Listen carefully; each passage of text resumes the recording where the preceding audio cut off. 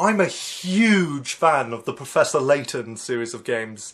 I simply can't get enough of these games. The puzzles, the stories, the characters, I just simply love every single thing about these games. But don't you need something to be a fan of the Professor Layton series of games? Something that you don't have.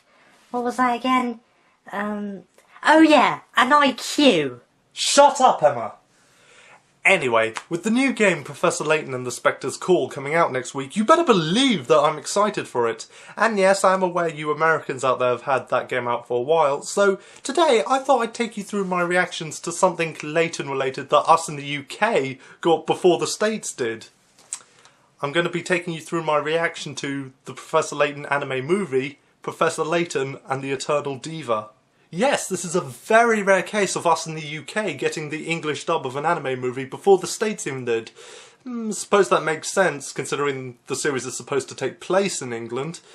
Anyway, I am aware that this is supposed to take place after Spectre's Call, or Last Spectre as it's called in the States. I am aware that this is supposed to take place after that, but hey, I'm not the one who brought it out before we even got Spectre's Call.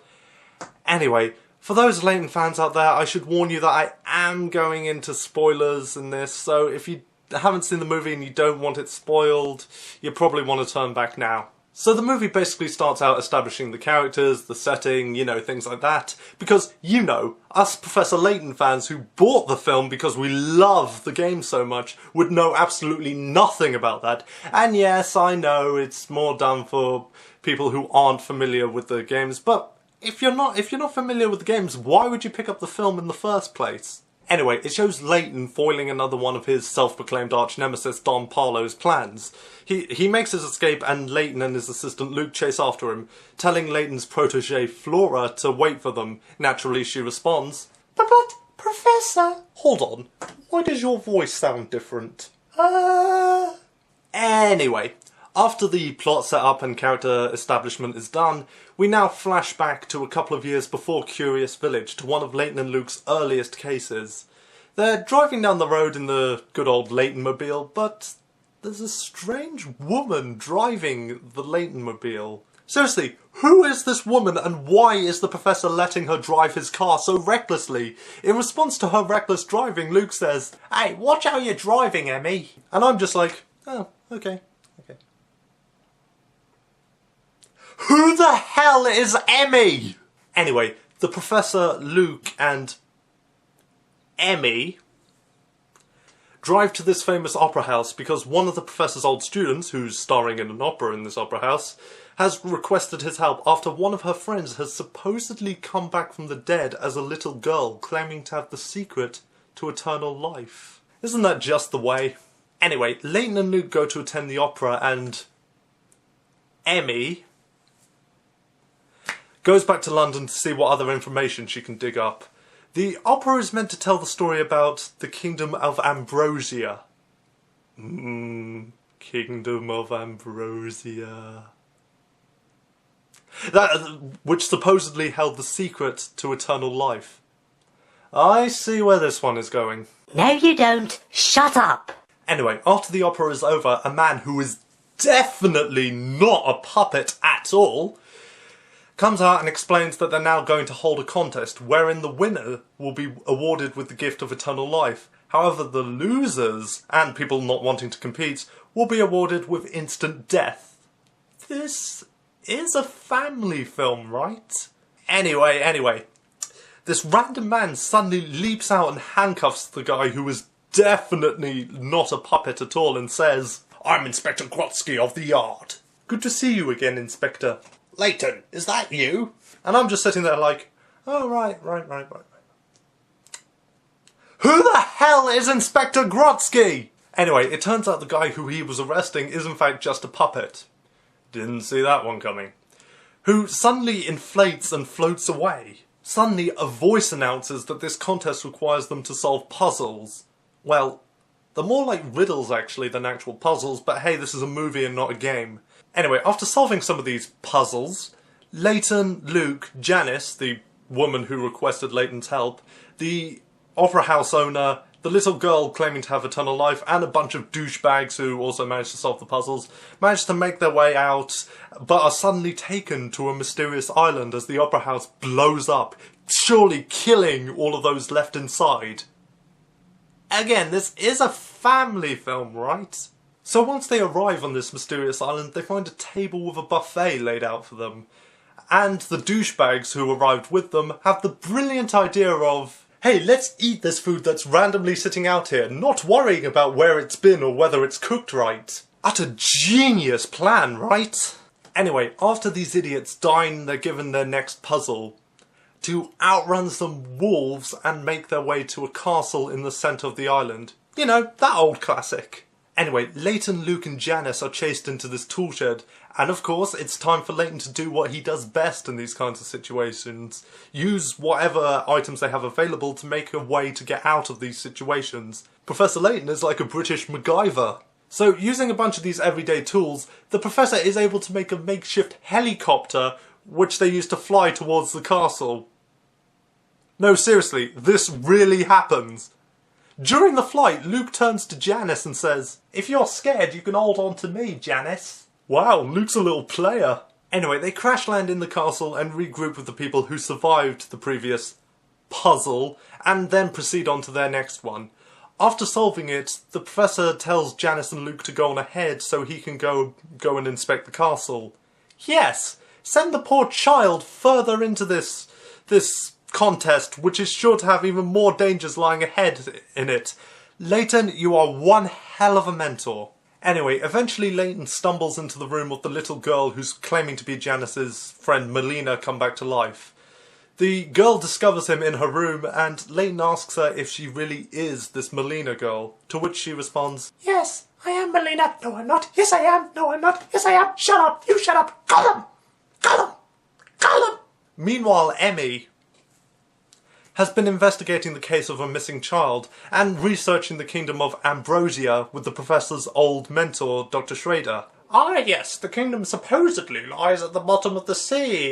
Hey, why does your voice sound different? Anyway, after hearing of Layton and Luke's disappearance, she then proceeds to search for them, apparently having access to her own plane.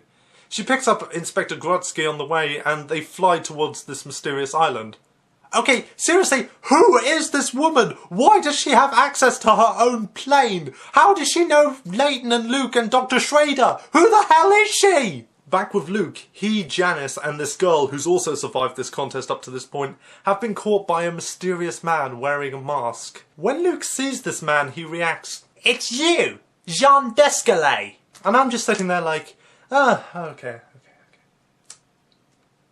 Who the hell is Jean Descole? Anyway, Descole and the theatre's owner take the girl who also survived the contest away and send Luke and Janice off with a bunch of Descole's henchmen. Eventually they're saved by Emmy and Inspector Grodsky, who take out the henchmen. Emmy is apparently well trained in martial arts and is able to put up a much better fight than Inspector Grodsky. I don't know who this woman is or how she knows Layton and Luke or why she has access to her own plane, but the way she kicks the shit out of these goons, she's a woman after my own heart. You're hopeless. I'm only kidding in any case. Anyway, Layton and the Eternal Life Girl catch up with everybody, and it turns out that the Eternal Life Girl is in fact the missing child that Emmy was investigating. When they finally catch up with them, Layton reveals that Descole invented a machine that would copy the thoughts, memories, personality of the theatre owner's dying daughter Melina and dump them into somebody else. However, the machine wasn't quite complete and the body's original personality would always break through. Don't you just love how the Professor Layton series has the most out there plot twists? However, during one of the uses of the machine, which was done on Janice no less, she apparently gave up her thoughts and personality and stuff so that Melina's could come on through and essentially became Melina herself. Why she waited till now to reveal this is anybody's guess. Anyway, Descole reveals that he plans to raise the kingdom of Ambrosia from the sea using Melina's singing voice. Wow, he wants to raise a kingdom that has been lost for centuries, literally presenting thousands of things for historians and archaeologists to find. The evil bastard! Being an archaeologist himself, the Professor naturally can't allow this to happen.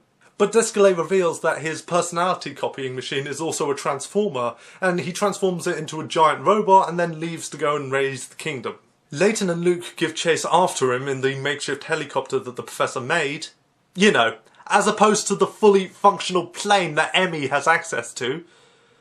Anyway, as they go in close, Layton sends in Luke to go and rescue Melina.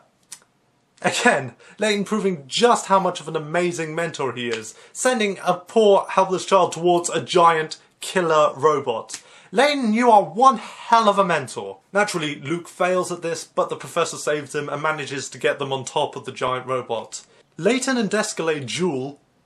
Who else thinks Layton should have been the guest character for the upcoming Soul Calibur 5? That would have been awesome. You're the only person who wants that, I'm sure. Anyway, after a brief fight, Layton shows Descole the true way to raise the Kingdom of Ambrosia. Naturally, Descole reacts like this.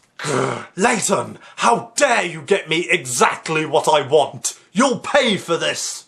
The two of them fight again, but Descole falls off of his giant robot, and I'm sure we'll never see him again. Actually, I've just thought of something. Why did Descole build a giant robot to begin with? He didn't need it to raise the Kingdom of Ambrosia, he just needed a pipe organ and a singer. So why did he build the giant robot? Was he planning to crush the Kingdom of Ambrosia? Why would he crush something that's been lost for years? Was he planning to kill Layton with it? Then why did he bring in all those wolves to come and kill them? I'm sorry, but this plan really falls apart when you think about it. Anyway, with Descole defeated and Ambrosia raised, Melina decides she can't rob Janice of her life any longer and makes an emotional departure. Everybody is naturally sad, but Luke says she'll remain with them in their hearts. Ah, ain't that just the cheesiest thing you've ever heard?